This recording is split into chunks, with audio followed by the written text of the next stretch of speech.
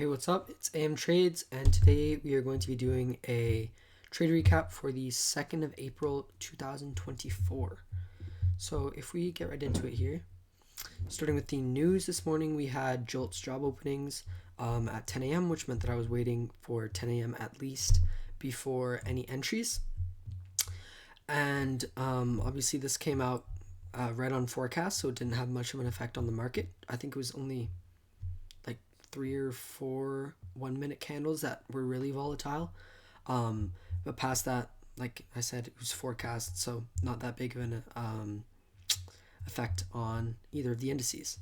So if we move now to the S&P 500, I marked out our midnight open here as well as our this is our 6 p.m. open, so the open of the daily candle and the open of midnight.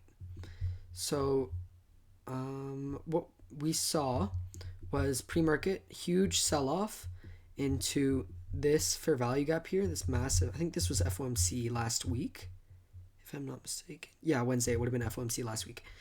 So dipped down into the fair value gap from FOMC, and this formed an SMT with Nasdaq, which actually swept these lows here. If we look, it swept all the way these relative equal 15-minute lows, which is what I was looking for. So once we saw this SMT, I was looking for longs, so it didn't get swept here, which meant that there was an inefficiency. So as soon as that happened, I went down. This is past market open, right around 10 a.m. when news came out, and I went down 5-minute and then went down 1 minute and started looking for a long entry when order flow flipped bullish. So if we have a look here, let me get my markings back up here. So this was all consolidation leading up to news. News dropped here. That's what that candle was, all the way down to here, swept this liquidity. And then we saw a move up. I was looking for an inverse fair value gap on the 1 minute, which is what we ended up seeing here, which is why my first trade entry was on the fair value gap created, this 1 minute fair value gap, and then it got tapped in, and we were stopped out here for negative 1%. As well as a second entry a bit later in the session. I think my mistake with this first entry is that it was a little too rushed. It was like 10:08. I should have waited for order flow to be confirmed to be more bullish and to see more bullish PD arrays be respected, especially here since we swept all of this 1 minute liquidity. This was likely just a reaction based off of this 1 minute news candle. So I'll keep that in mind next time, but this was also inside of a macro which went towards my my bias. But if we move on, so that's one loss today. Today we ended up taking 2 losses. I'm fine with it though, because it's all a game probability. But here, so we had this sweep of liquidity, and then we saw bullish, saw this 1 minute inverse happen, and then I got in off of this 1 minute fair value gap being respected.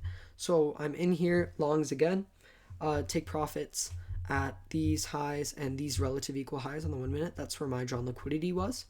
And then if we look here, what ended up happening is we consolidated around this range.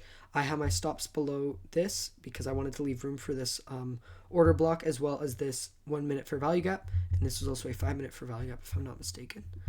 If we go and look here. Yes, it was. This was a 5-minute fair value gap. And we had a nice reaction off of it. But we did end up getting stopped out here. Pretty much we were wicked out on the 1 minute, which is very, very unfortunate. But that's bad stop loss placement on my end. I'll have to do better next time. But we did come into this bullish order block, and it was respected. Just stopped me out. I got filled for another minus 1%. As you know, I risk 1% on all my trades. And then obviously we saw the massive rally that we did. I was targeting those two as my first take profits, and then my final take profits were equilibrium of the range here. So if we pull out our Gann box, equilibrium was right around that area where I wanted to have it, and then the other take profit was the 0.618 fib, which is the golden pocket for retracements, because I want to see a retracement before we continue lower, and that's what that other take profit is. So it would have been 3 take profits today for a total of, I think, 2R or 2.5R combined. which is, it is quite frustrating, but at the end of the day, what can I do about it? Followed all my rules, followed my risk management. My directional bias was right. Yeah, I'm happy on the trades I took today. And this was all journaled. April 1st, April 2nd, and all of that. Other than that, moving on to the rest of the week. Wednesday, Powell speaking tomorrow, so no trades. And then Thursday, good day, and Friday is a good day for trading. And next week as well, I checked, it was very good. So that's it for this video. I hope you guys enjoyed and found value. See ya.